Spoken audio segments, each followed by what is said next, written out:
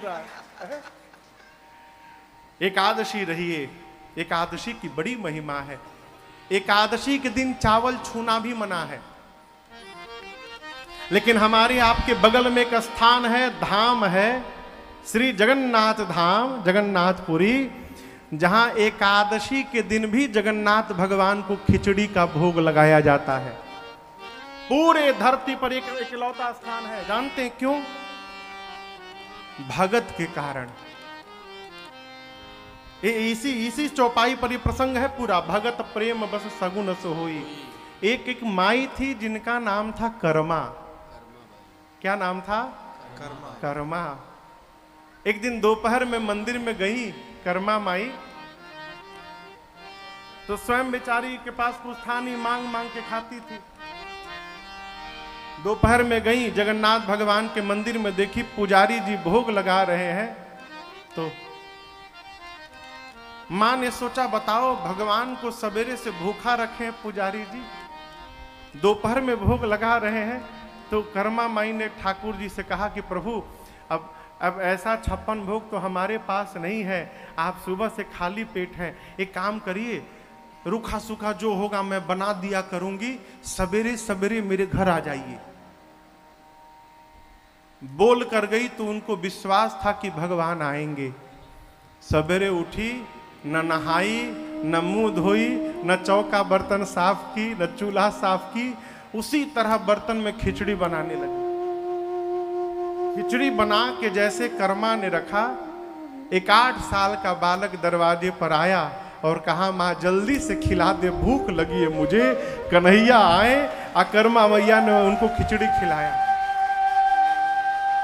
उनका नाम कर्मा नहीं था, उनका नाम कुछ और था, लेकिन भगवान कृष्ण आ जाते थे और थोड़ी भी देरी होती थी भोजन बनने में तो कहते थे जल्दी कर्मा, जल्दी कर्मा, विलंब मत कर, जल्दी कर्मा।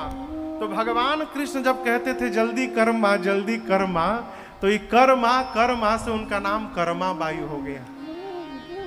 रोज भगवान खिचड़ी खाने आते थे। एक दिन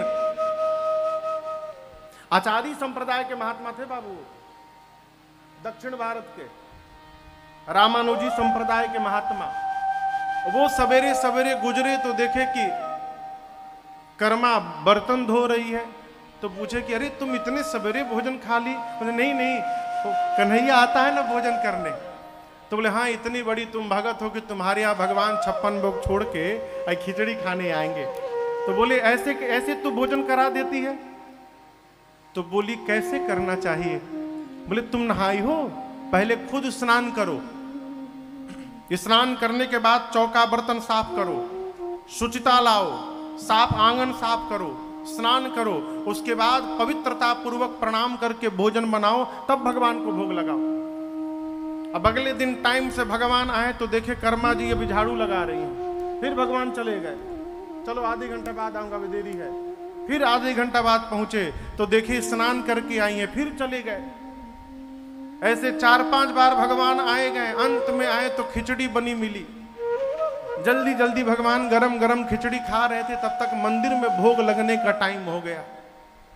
और जब वहां भोग की घंटी बजी तो भगवान छोड़ के अब भागे मंदिर में। पुजारी जी जब मंदिर का पट खोले भोग लगाने के लिए तो देखते हैं जगन्नाथ भगवान के मुख में और उनके दाहिने हाथ में खिचड़ी लगा हुआ है विग्रह में। पुजारी जी बोले प्रभु ये 56 भोग छोड़ के कहां कहां घूम के पा रहे हैं खिचड़ी? ठाकुर जी ने कहा कि मैं कर्मा बाई के यहां भोजन करने जाता हूं और उस महात्मा से बोलो कि जाकर जो ज्ञान उपदेश दिया है उस ज्ञान उपदेश को वापस ले पहले मेरी माई से। सारा नियम बिगाड़ दिया मेरा। वो जैसे भोग लगाती है वही उसकी असली विधि है। पुजारी जी को उन संत को बुलाया गया। पुजारियों ने कहा ठाकुर जी की आज्ञा है, आपने जाकर क्यों कहा कर्मा बाई से? जाकर उनसे वापस कहिए कि जैसे भोग लगाती थी वैसे भोग लगाएं। महात्मा गए कर्मा बाई के पास, जाकर बोले देखो कर्मा, तुम एक काम करो, तुम जैसे लगाती थी तुम वैसे ही लगाया करो। कर्मा बाई बहुत प्रसन्न हुई, बोली आपने बड़ी समस्या समाप्त कर दी, आज मेरे कन्हैया को विलंब हो गया, कल से टाइम से भोग लगाऊंगी। एक काम करिए, आज भी आप भी बैठ जाइए, यहीं रुकिए, कल सुबह कन्हैया के साथ भोजन करिएगा। महात्मा ने कहा कर्मा, अभी तुम्हारी जैसी पात्रता मेरी नहीं हुई है, तुम कन्हैया को भोजन करा सकती हो, लेकिन मैं कन्हैया के साथ बैठकर भोजन नहीं कर सकता हूं, मैं उस योग्य नहीं हुआ हूं, तुम ही उनको भोजन कराओ। और जब तक मां कर्मा जीवित रही तब तक भगवान कन्हैया कृष्ण जगन्नाथ उनके यहां भोजन करते रहे। आज भी जब जगन्नाथ भगवान को भोग लगता है तो सबसे पहले खिचड़ी जाती है और कहा जाता है प्रभु ये कर्मा बाई की खिचड़ी आपको भोग में लाया गया है, इसको भोग पाइए ना। आज भी वही खिचड़ी का भोग लगता है। तो यदि कर्मा के बुलाने से भगवान आ सकते हैं, हमारे बुलाने से क्यों नहीं आ सकते हैं वो है? एक आपको एक गूढ़ बात बताऊं, हम कभी भगवान को बुलाने मंदिर में जाते ही नहीं है। हम जब भी जाते हैं तो उनसे कुछ न कुछ मांगने के लिए जाते हैं। और याद रखिएगा, जहां बहुत मांगा जाता है ना, वहां से प्रेम धीरे धीरे समाप्त हो जाता है। आपसे कोई नृत्य मांगने लगे, आप उसको पसंद करेंगे? भगाओ, जब आता है कुछ मांगता है। जब आपसे नित्य मांगा जाए आपको अच्छा नहीं लगता, इनसे रोज मांग रहे हैं तो क्या इनको अच्छा लगता?